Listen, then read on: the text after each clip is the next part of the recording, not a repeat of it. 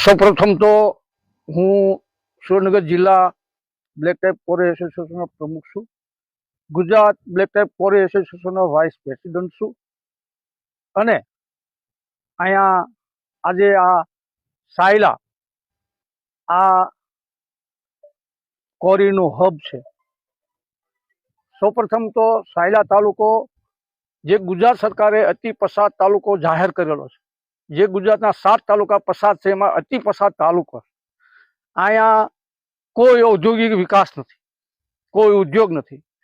આ તાલુકો નર્મદાથી વંચિત છે અને અહીંયા ખેતી ઉપર નિર્ભર આ તાલુકો. આજથી 10 વર્ષ પાછળ જતા રહો તો આ તાલુકામાં દર વર્ષે કરોડો રૂપિયાની કેપેસિટીના કામો સરકારશ્રીને કરવા પડતા.